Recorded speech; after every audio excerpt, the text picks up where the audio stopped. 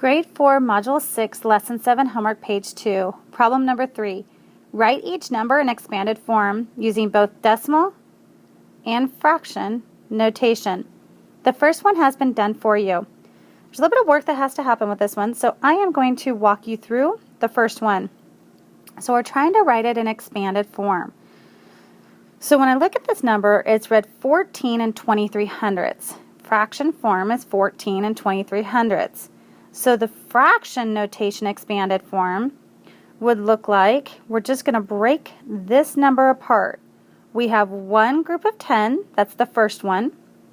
We have four groups of ones, that's the second four.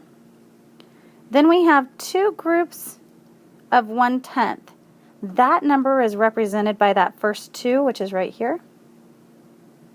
That's two groups of 1/10, 2/10. And then the second group over here is three groups of 100ths. So that looks like 10 plus 4 plus 2/10, because two groups of a tenth is 2/10, plus 3 hundredths, because three groups of 100 is 3 hundredths.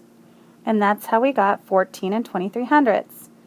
When I look at this in a decimal form, it's very similar to the last part. This and this are going to be exactly the same because ones in fraction notation and decimal notation look the same. This is going to be decimal notations. There's two groups of 1/10, looks like 0.1 in decimal, and there's three groups of 0.01, which is 1/100ths in decimal notation.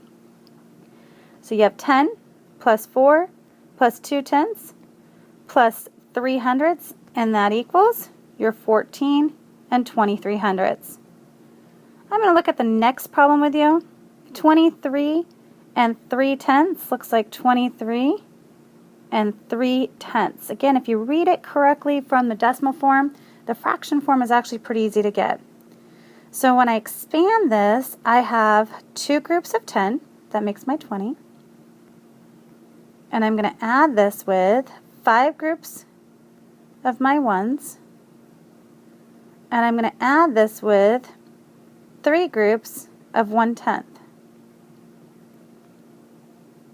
So this is a 20 plus 5 plus 3/10. And that's how I get my fraction over here.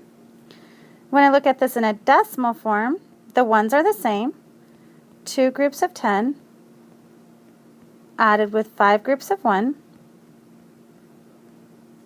added with three groups of tenths. But I'm going to remember to put this in decimal form. It looks like that. So it's 20 plus 5 plus 3/10. And that answer is over there. I'm going to do one more of these, and I'm going to go down into the bigger numbers. Down here, 208 and 90 hundredths. Since there's not a value in the hundred spot, we could just look at the 9 and call it 9/10. So I'm going to have my ones number, which is actually hundreds, 208 and 9/10. Again, there is not a value in the hundreds, so I don't need to worry about it. So it's 9/10.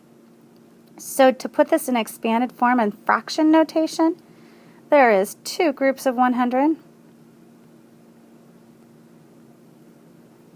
added with 8 groups of ones. Be careful, there are no tens. There are no tens. Over here, the tens value is a 0. And I'm going to add that to 9 groups of 1/10. Oops, that needs to be a multiplication sign. 9 groups of 1/10. So this is my 200 plus 8 plus 9 groups of 1/10 is 9/10. And that's how I got my fraction answer. And expanded form for decimal would be the same for the ones values and the hundreds values. Two groups of 100 plus 8 groups of 1 plus 9 groups of tenths. And that's going to be 200 plus 8 plus 9/10. And that's right over here. 208 and 9/10.